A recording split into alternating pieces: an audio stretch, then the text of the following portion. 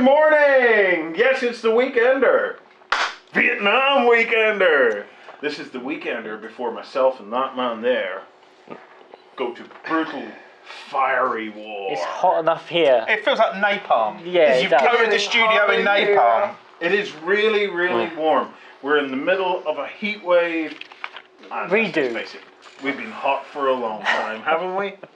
Don't know about the rest of you, but I've had no complaints. Check your Facebook. So, of course, this is The Weekender by Beasts of War, and Beasts of War are myself, Warren, the amazing Stu, Justine, Hey, and the incredible Dave. I'm back up. who regenerates tomorrow, if I'm not mistaken. Yes, He does tomorrow, indeed, 7 o'clock. Tomorrow we will find out what the Doctor has regenerated. Oh, if it's Peter Capaldi, I will be a very, very happy bunny. What if it's a cat? A cat? Yeah. What? Why I heard why it did was it gonna regenerate into something that's not a human? I heard it was going to be Billy Piper, which is probably the next best thing for that. I don't know. If I had a vote and it could be anyone in the world, I would say Felicia Day would make a funny Doctor. They're all women. Oh yes. The Doctor is a man. Yeah. It doesn't need. Now, I don't think the I Doctor wouldn't mind Nerd rage. regenerating into a man. Nerd rage. Nerd rage. Look, Right. the Doctor doesn't have to be a man. Apparently, they've established that Time Lords can regenerate into women and alien. Well, they're already aliens, but things with two heads and whatever. Yep. That's all cool. That's all, as other guys, background things, that's all cool. No problem at all. But the Doctor as a character, that's just weird. It'd be weird to have. You can have, and it's not a gender thing, you can have really strong female characters. And we've had River Song, we've had most of the companions, the recent companions, have all been really strong, really interesting female characters. The Doctor does not have to be. I think the only reason the Doctor would become female would be a gimmick. And I think that in itself kind of cheapens the whole. I've got no issue with the change of ethnicity in the same way I had no issue with. I think that's horrendously sexist. I have absolutely no issue with some chick coming in and cheapening the whole thing.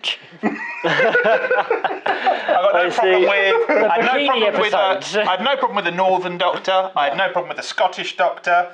What about an Ulster Doctor? Oh crap! Rumour is it could be an Irishman ends up as Jimmy Nesbitt. that would be amazing. James James Nesbitt is from my hometown. Really? He is. If James Nesbitt ends up the Doctor, there'll be a celebration. I would have voted Liam Neeson, but okay. So, no, that'd be cool. Somebody Smiley, Michael Smiley. Michael Smiley. he could be one of ours. He's hinted at as well. There's a few names. It'll be interesting. Those of you that are watching this on Monday or Tuesday of next week, you will already know. Yes, that it was Billy Piper. Coming in to cheapen the show. Where's that? According to Stu. Some of the things you get is like, it'll be Dame Judi Dench or something like that. Yeah, of course. Helen Mirren. Yeah, Helen Mirren. She's likely to become Doctor Who. It's like Morgan Freeman or Brad Pitt. Morgan Freeman as the Doctor, though. Oh, no, That would be quite cool. Oh, yeah, David Tennant. They go, it'll be David Tennant. I'm like, Hang on a second. Didn't he already do it? what a massive kick in the teeth to Matt Smith that would be. Matt, you've done such a great job. We're getting the guy in that done it before you. To go wrong. Yeah. They might as well just bring back Tom Baker. There you go. I think if it, do you know who I'd love to see do it? Kevin Bacon. No. I think Kevin Bacon. No, you really have an American I really Doctor? would not like an American Doctor. Oh, come on. No, because you've already Well, had the fees will be higher. Sorry? You'd have to pay for doctor's fees if you're an American doctor. He's doing Do advertising. doctors get for paid more? everything Do everywhere. American doctors get paid more than... Of course they do. So anyway, it looks like we've lost the topic. Well, yeah, we're going off track. That actually didn't appear on my running order whatsoever. There's a running order? There is a running order. Happy The running first. order Yeah. has been supplied. This show has been brought to you by Zach. That would be my minion. Zach, he's your minion. Zach can beat you into the ground, man. Zach Does that make has you the guy from muscles. Incredible Despicable Me? Yeah. Oh, right. That's interesting, actually, because you say minion, and when you think of... So minions from Despicable Me, the little yellow guys. Yeah, little yellow But critter. if you imagine them in human form, Scary. have you and Zach, I don't picture Zach being... Yeah. Yeah. no. Zach, if you're You just need Zach little is- goggles. And We'll get there. Well, so... Okay, off you go. now, about this image... Zach is a volunteer on Beasts of War. Zach is a loyal Beasts of War member and a volunteer and actually works along with us now. Zach has been getting into the video editing and stuff like that. In fact, some of the shows you've been watching have been edited by Zach. The better Zach, ones. we thought, let's throw him in at the deep end. So we got Zach to actually write the show. Because, well, I just wanted to see what would happen. So the running order I have is as supplied by Zach. So any complaints about this show Whoa. Any lawsuits? is on his head. Hey! Whoa! But you're the one that decided you were going to put yourself higher in the chain, which was never agreed. So obviously, only goes one direction, Justin, and that's up. I thought they said crap rolls downhill. No, not in this situation. Not in this Because situation. it stops at you. So it's on your head. Okay. To be fair, considering the poor quality of one of the previous weekenders that went out, where we had the most horrendous camera angle and where everything was a completely different colour, I don't think it would be such a bad thing if he got it in the What next weekender one. was that? I can't remember. It was. I think it was possibly even the last one. Was that it the one went I out. was Was I in it? I can't even remember. Did- All I can remember is my horror at a camera angle that looked like it was shot from below, where everything was a completely different colour, and I was going, oh my goodness, how did we even let that out? But Justin made sure to let that out, because he wants to make sure that we... See, that's the thing. Any video that goes out wrong, it is me. Yes. No, I hold my hand up to it. With the throughput that we have to put through, Yeah. off gets through. You are Anyway, the on with the buck. running order. I have no idea what that meant either. I'm But thinking throughput that you have to put through. Can you do anything else with throughput other than put it through? yes, you can. You can make it output. You can bottleneck it. Bottleneck it. You can bottleneck it. Right. In this episode, giveaways. Oh, Warren's Evolution 101. What? I have no idea what this is. What's that? Justin's off to the Throne of Skulls in October, and Swampy and Mike accompany Oh, him. no. Evolution 101. I think he means hybridization 101. Pig- Yeah, you read some nonsense about Oh, pig monkeys or other That was Yeah, in more the XLP. pseudoscience. fish. You know what? Let's get into it. We're running NAM week, guys. So starting Monday, we're going to be doing NAM week. And if you'd like to win something, in this episode, we're giving away a really cool prize. Paddyfield. Nope. I'm giving away... Did you say paddy field? paddy or field, patty rice field? paddy. Paddy? Paddyfield. Okay. Paddy. I suppose. What do you call You them? don't I thought it was derogatory. patty fields. Paddyfield. You What, like full grow of maybe full of patties. Big Macs. Oh, burgers. They grow burgers. But where else the burgers come from? Mispronunciation on my part again. Yeah. Okay, so we're giving away a box set of the M113 platoons, right? What is that? M113. No. Base hall for a rhino. 4 15mm rhinos, dude! Look at them bad boys! This is the best... You're right. The Americans Yeah. have totally ripped off. They Yeah. travelled back in time to the 60s. Yep. To the 60s and created something based on The the rhino. rhino. Yeah. Swines. How Utter dare they? swines. How dare they? So it's this is the best 15mm plastic tank kit, it's Well, armor kit in the world. yeah. They're Without very a doubt. nice. It is superb. I can't sing its praises enough. If you watch Flames of War for the Win, you're going to see us talking about really it. nice. It is superb. This kit contains 4 of these bad boys, and they are effectively the best looking 15mm troop carriers I've ever seen. Elsewise, they're 4 15mm rhinos, and they are really, really cool. And they have And flamethrowers on them. So. There's flamethrowers on these things, there's mortars on these things. What are you going to Whoa, flamethrower, Geneva do? Convention? Rhinos. No, yeah, flamethrowers. You're just going to Okay. confuse Yep. your mates with For them. all your 15 They're called Space Zippos. Marines. And I have a box of passengers and crew members for the M113s as well. So, Loads of cool add-ons. you get tons of cool add-ons. Hatches and... I see a mortar. I cannot sing the praises of that kit enough. It's right. Look, Is that a mortar? Yeah, Yep. mortars and you've flamethrowers. Oh, got wicked. you've got 2 sizes of mortars. You have 50 cals. You have side plates that you can put onto the things as well. Oh, is that a flamethrower? Yep. Yep. It's called the Zippo. Zippo, yeah. It's called the Zippo, after the lighter. That's it there, yeah? With a... Yep. Is that a The coaxial... lighter, the whole flamethrower is basically like a tank turret on top, and the whole thing's full of fuel. They were modular. Yeah. Yeah. It's just it's such a cool. The whole thing's full of fuel. Yeah. Look at this. Yeah.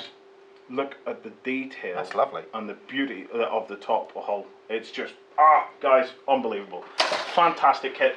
if you win just by commenting on below here on Beast of War That's wicked. or over on YouTube, that is swinging its way to you. Do you get little transfers as well? You do. You get everything you need. And there's also crew members and stuff in the box, but you're getting an extra box of passengers and crew members for it. Yes, there is that as well. Yes. Yes, there's Yes. a lady. There's a lady on Yes. it that you can put onto. A topless lady. Yes. Yes, Yes. but we're not going to show that. So anyway, so Aw. what are you going to expect this week? Well, we have unboxings. Certainly, where we're going to be looking at ironclad companies and stuff like that. If you want to win the ironclad companies, then tune in to the Weekender XLBS, because in there they're going to get 10 tanks, 10 ironclad tanks are going to be given away in the XLBS. Oh, is that the People's Army of Vietnam? Is Yes. that the... It's the PAVN, Yeah. which for whatever reason I cannot stop calling it the PVAN, because of PVA glue obviously. And I could completely get it wrong. But these are Soviet tanks, Yes. and they are unbelievably cool. This is North Vietnam Yes. stuff. Yes, North this Vietnamese is stuff. the stuff. You're probably sitting there, if you're like me, going, "What tanks for the Vietnamese?" At the end of the war, the third phase, as it became known, as Dave kindly instructed me, they became a more conventional war. uses. Yeah, it became a more conventional war, and the Soviets, sorry, not the Russians, the Soviets supplied in. Well, we're going to be giving away K3 ironclads, which are amphibious tanks. Okay. And we're going to be giving away, I think it's, what is they The called? K2s. K2 T-54s. ironclads, Yeah, the T-54s, T-54. which are just stunning looking, heavy armour. Just Anyway, please, if you fancy those, and you will, hop onto XLBS and you have a chance of winning those. Right, the other thing that we're going to be doing to Vietnam is actually exploring it as a game. So I've invited down some people, hopefully they'll arrive, and we'll have a look through it as a game. And myself and Dave next week are going to be looking through the book itself, discussing the book from a Flames of War for the Win perspective, and hopefully by the end of the week actually come up with an army list each that will then form the basis of our Vietnam hobby that every now and again we'll Slot in. to Flames of War for the Win and see what we're going to do in Vietnam, because it's cool. It is really cool. Between games, you just rock and have flashbacks, or... Yes. No. The important thing Charlie is, in the trees. the important thing is we were there, man. We were there, man. there. I see. I kind of just have the image of Warren sitting at a gaming table with Creedence Clearwater playing in the background. Well, that's Step the them other off thing that we're for going to me. try and do during the whole NAM week is obviously we have our content, but during the week we're going to try and find cool Vietnam era songs on YouTube. Cool. And link them in among the content. Oh, that's cool. So during the week we'll get the vibe of the music and stuff like that. Got of a the magic Vietnam as carpet well. ride. And by all means, we're going to try and encourage everybody to go and watch Vietnam movies during the Yes. week as well. Oh, yes. Just to get into the whole mood of the Or film. if not, sit in a bamboo cage and get hit with sticks. Yes, absolutely. Stu, what you do in your own DIY. time is your own thing, man. DIY punji bits. Yeah. So, as we've yet to get through a lot of the Vietnam stuff, I don't know much more about it at this stage, but I'm really looking forward to next week as we get up to speed. Oh, I'm slipping. I do apologise. Hang on. Getting louder. Here we go. Getting louder, getting louder. Is this a song you're making up? Yeah. Yes, Or- it's from Rocky. I think it's a Rocky ripoff. Who was Sylvester Stallone, who was Rambo, who was in In Vietnam. There's 6 See degrees. the way I Seamless. made that? Seamless. So the other thing then that went out last week, obviously we didn't have a weekender. We can't do a weekender every week because sometimes it's just not enough to talk about. Other times, we're ill or we've just got tons of stuff Or to do. we have, yep. It's hard work. It is hard work. However, last week we put out Warren's Road Trip, where I actually cast up tank riders for Yep. T-34. Yep. And it was fantastic. So if you haven't seen that, you'll definitely want to check that out. Can we get a clip of that up so as we can see it? Yeah, I can probably get a little clip of you and the, was it Warlord you were with? I was with Warlord. Alright, well, guys, enjoy.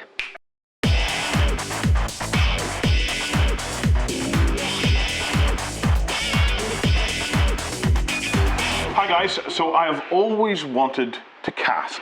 I've not only always wanted to cast, but I've always wanted to show you guys what's involved in casting, because we play with these great little metal miniatures, but how much do we actually know about how they're made? So I've managed to nab Richard from Warlord Games. It took us into the casting room, where I'm actually going to get to try this process out. Now, as with everything, Richard, everything starts and ends with health and safety. So, That's right, yep. what do I need to wear to do this safely? Right. Basic safety equipment is goggles, eye protection. Okay, yep. Fetching. An apron Uh-huh. to stop any of the metal ruining your clothes. This is a proper heavy-duty leather stuff, this, isn't it? Yeah. Is it, I take it leather because leather doesn't burn? Yeah, it's hard wearing. It can withstand quite a bit of the temperatures as well. And again, your leather heavy-duty casting gloves. Okay, so I'll just bring this around and get it to strap up for me. There we go. And casting gloves. Yep. And I'm good to go. I don't need to wear a helmet. No, not about this one. There's no heights involved in this job.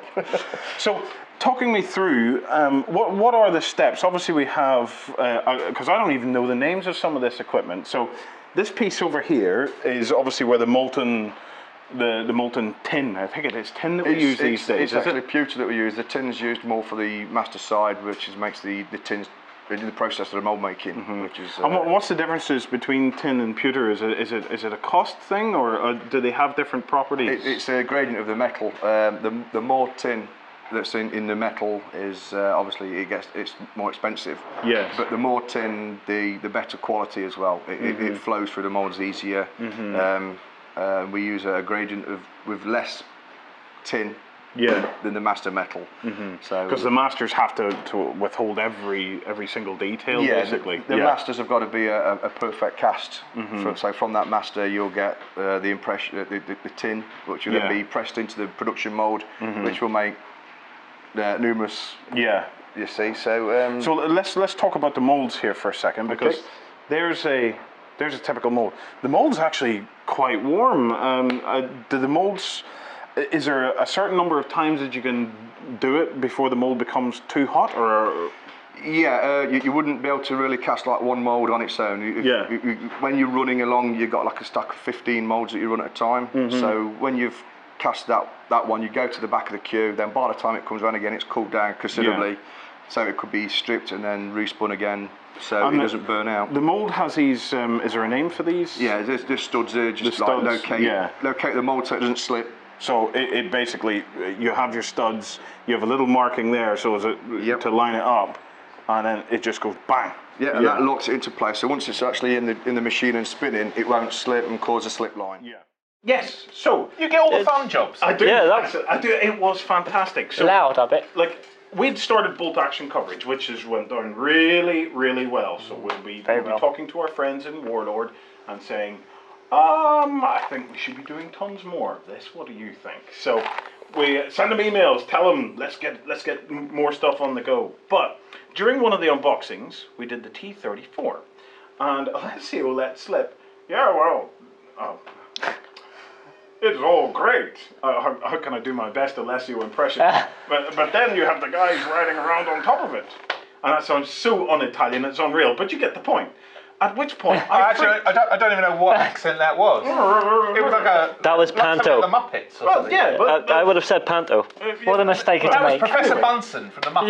Yeah. the important thing was it was different from my voice. Therefore, you knew it was him that was speaking.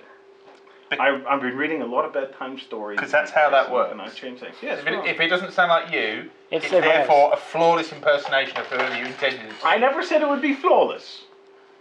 However, what is flawless was the whole concept of tank riders. I had never heard of them before. Look how excited I am about something historical. But when it's dudes riding around on tanks with Machine what guns. did they have? AK-47s or Do you know what PPSH. yeah. I was like, "Brrr." And I could not believe what I was hearing. All right, and it turned out it was absolutely true, and they're in the book and all of this. So whenever we got up to Warlord, or I got up to Warlord, I took a road trip up to Nottingham. Because it had been ages, it had been 2 years since I'd last been in Nottingham. At the time I had flown, and I just needed to go up and say hello and see how everybody was. But I took the cameras with me, and I did a one-man show where I went round, and I went into Warlord, and I had the opportunity to actually do some casting. And I wanted to film it because I wanted to show people, how this is done, because there's a lot more to it than what you would think. But also a lot less to it than what you might think. It's an interesting spin casting, thing. wasn't it? Yes, it was. Yeah. But So, I'm standing and I'm saying, well, what will we spin? And they said, well, look, there's a couple of molds that we're using at the moment. You can do any of those. I look over and there in front of me, Soviet tank riders. And I thought, the heavens opened up. I went, and I thought, this couldn't be any better. So not only did I find out on the show that they existed, what they did, but on the show I actually got to cast them as well. Wow. So what we did in that video was we gave away the Soviet tank riders that I cast and the tank that they're for. Fantastic. So it's a great prize, and we have picked a winner, but that's in XLBS. So, the other thing that Good job you got that running order. Yes. Yeah. The other thing that I did when I was up on the road trip was I spent a little bit of time with the head of sculpting and stuff like that in Battlefront Gale Force 9, who's doing all the Dungeons and Dragons stuff, cool. the Collector's The series. worm and the drow And I have a few videos. One of them that we're not allowed to show you. Oh gosh. What I saw. No, we will be able to show it. I just cannot show it yet. oh, I know the one you're on about. Zip. Yeah. But it's so cool. But the other two are really cool as well. So they're going into backstage very shortly, guys. Some more stuff on the road trip. Excellent. And the road trip worked so well that hopefully at some point in the future we might be able to do more of that, get off site and start to show some of the more So that's happening in the the Beast of industry. War UK tour. Well, no, I'm thinking little mini slingshots into an area, find out what's happening, show some stuff, Light and then things. get back in again. Mostly Nottingham then. No, I don't think it has to be solely centered on Nottingham. There's a lot of great companies doing a lot of great things, a lot of great clubs doing a lot of great things, and a lot of really great individuals doing a lot of great things, scattered all over the place. There is a lot in Nottingham though, isn't there? There may well be, but they're not all there. So it's, but there is a lot. So anyway, if you have ideas or have anything that you would like to see for road trip wise, or if you have a great thing, whether that be something with a club or as an individual, careful, careful, Didn't say gentlemen. anything. Didn't say a If word. you have a great thing and you're willing to, to take it out and show it to me and on camera, careful. That'd be another video we can't show. I ain't going near that one. I am very willing to bring myself and Justin to partake in that. So anyway, email me at warren@beastofwar.com. The other thing is, articles have been kicking off, and we're still getting lots of articles through. If you would like to write something for Beast of War, and it obviously links back to your blog, and we're doing more and more stuff there, please get in touch and send an email to ben@beastofwar.com. And alternatively, you can copy me in or send it to me at warren@beastofwar.com. Because we're really, really enjoying the articles and stuff that are coming up. There's a great one by James M. Hewitt where he was talking about the behind the scenes of the Kickstarter. Oh, I saw that. Stuff Yeah, that they were going through, which I thought was great. But there's other articles that have went up. There's articles about the where you go from the Dark Vengeance starter set. I saw that. That was good. We have had an article go up about the Feast of Blades. We've had Gav's Day Glow Pigment one, We've which had went down really well. Day Glow Pigments, which I thought was fantastic. I'd never even seen them before. Had Lee's History of the Eldar all before that lot. Yep. Yeah, really good. So please do check out the articles. There's more and more articles in the pipeline, and we're going to be doing a lot more articles intermixed with the video content and stuff that we do. The other thing that we've been doing is we've been giving away some prizes. I need to catch up a little bit, so I'm going to announce some prize winners here, okay? Cool. So for the Hordes 2-player starter box, Such a good box. it is fantastically good. I'm looking around because I had seen it sitting here, but the Hordes 2-player starter box has been won by a Beast of War member called doctorether. Congratulations, buddy. You're going to have so much fun with that one. And we also gave away the Convergance Battlegroup.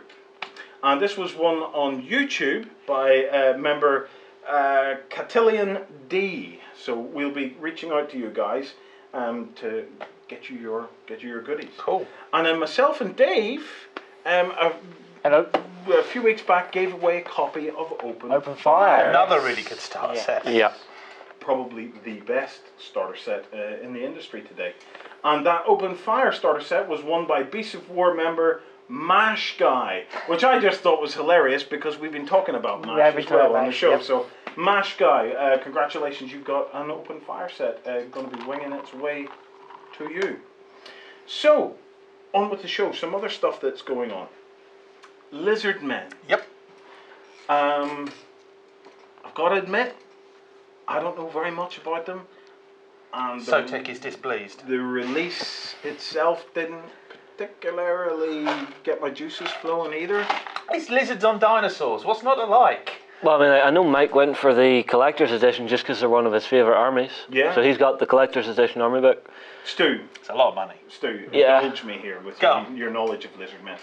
Enthuse me. Tell me something about Lizardmen, because of all the Warhammer armies, of all the actual Warhammer factions, we even have a small Lizardman force here in Beasts of War, but it's the one force that I've never actually spent any time with. Okay, you'll love them because they're right up your alley in terms of engineering. Yeah. So, one of the first races on the Warhammer world, the old ones, obviously not their real names, it's been changed to protect the innocent.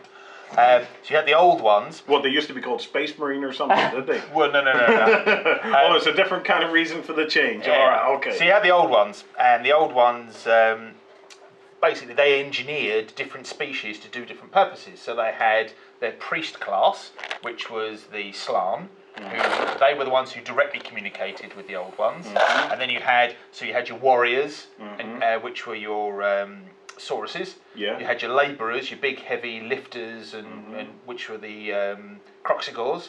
Yeah. You had your little messengers and communicators and scouts and things, which were the Skinks.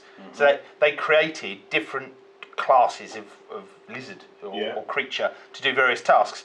They built a massive empire, particularly throughout the New World, or what the Old World calls the New World. So with all their temples and things, they're So it's like Amazonian, Mexican kind of... Aztec type thing. Oh, Aztec, sorry. Incan. Mexican. Oh, Do you know what I mean? lizards in sombreros. Almost as cool. Almost as cool. But yeah, so you had they had this vast network of temples. They could accurately plot the stars and all the various bits and pieces. Make nachos. They could indeed. They had really advanced technology for the time. Incredible. Then came chaos, because chaos didn't exist at this point, and the big gates, the polar gates, top and bottom of the Warhammer world. Yeah. And demons came pouring out. Yeah. And it was Lizardmen, effectively, that saved The world. from the onrush of chaos the first time, because they're so cool. incredibly old. Why did I not know this before? The old ones eventually left, Yeah. leaving the Slan In charge. to enact the plans that they left for them. They left them with gold plaques, which laid down not only what they should do immediately, but actually what the plan was for the next several thousand years.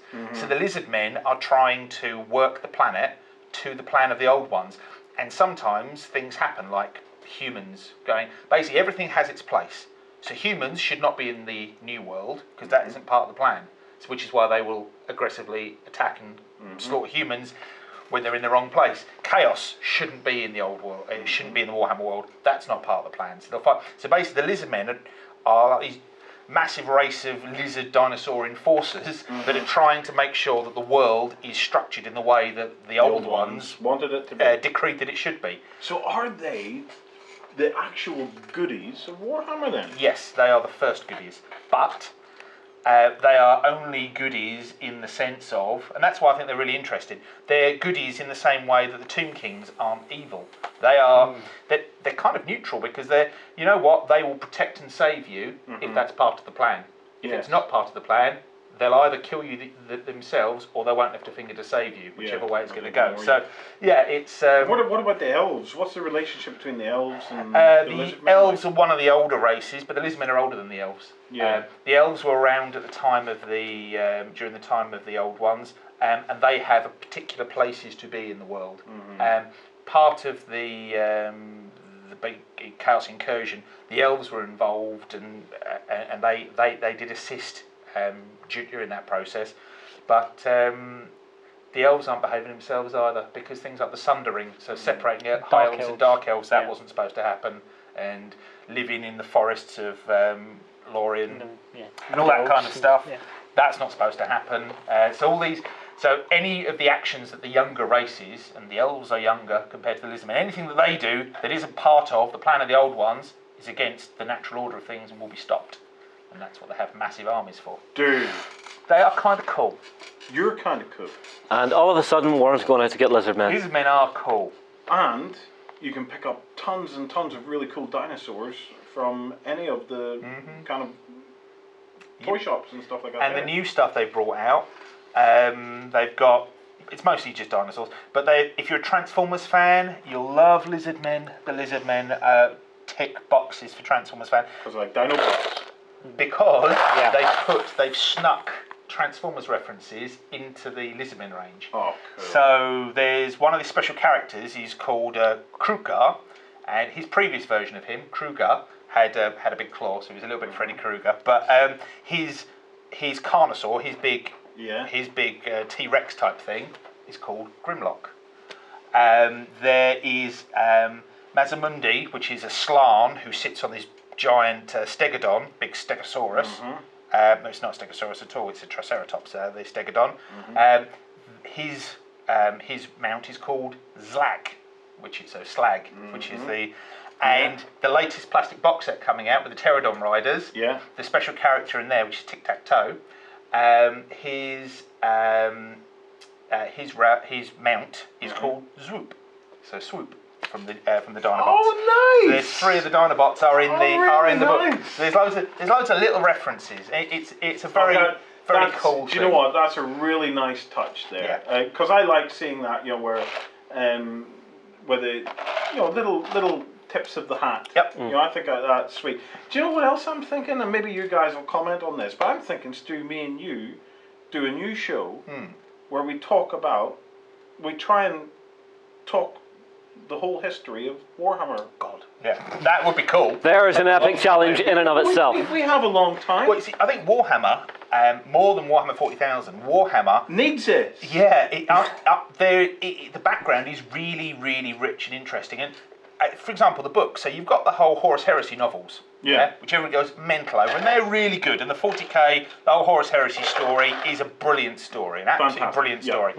But there is the equivalent of that. So the Tomb Kings, where the Tomb Kings came from, the fact that why do the Tomb Kings hate the vampire counts? They're mortal enemies because, and how that works, how you've effectively got 2 kind of rival sisters into the army books. There's loads and loads of threads going through all of the different army books. It's all interconnected. It's a really, really rich world, and I do think, the Warhammer world needs more. I think needs we more do attention. Because one of the things that struck me over the last few years, is that Warhammer, and I've said this a number of times on the live shows and things like that, that I've found Warhammer becoming less and less accessible.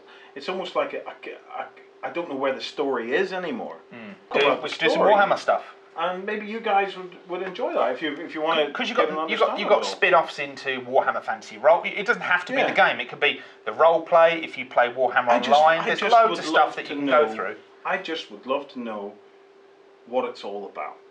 As I'm looking at it, if I'm going to kind of role play in it or play an army in it, that suddenly all those armies start to have more of a meaning than just a cool looking fantasy army on the table. Anyway, if you're into that, post below, because if there's enough interest in that, I think we'll do that. Sounds good. So, the kits themselves are quite nice, actually. I've had a very quick look, and I think they're pretty cool. I'm certainly a lot more interested in Lizardmen in the last 5 minutes than I thought I was before. We did call it though. We did say Lizardmen coming out lots of big dinosaur kits, I would imagine. Yeah. Oh look, Yeah.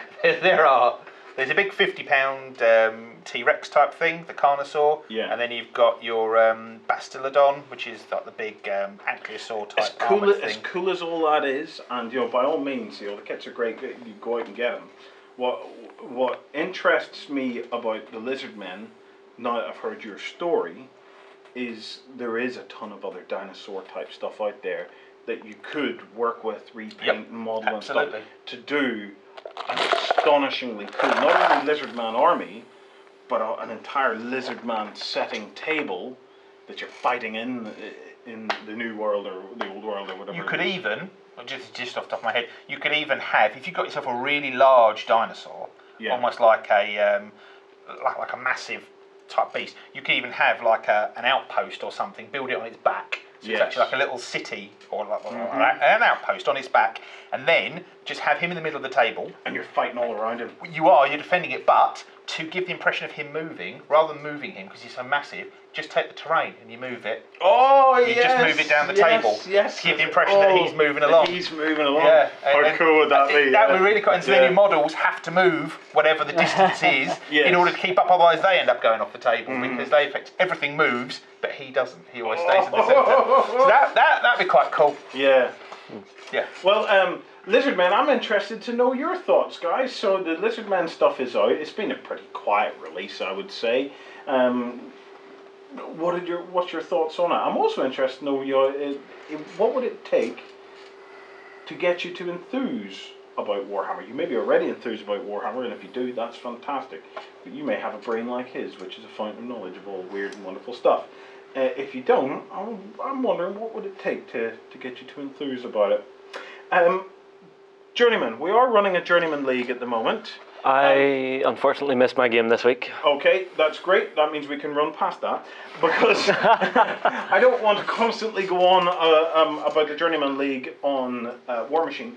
But I did hear mutterings, which made me very interested, and my ears perked up, that apparently we're going to start a Journeyman for Dystopian Wars. Yes. Is that correct? Yeah, we need a different name for it, I think.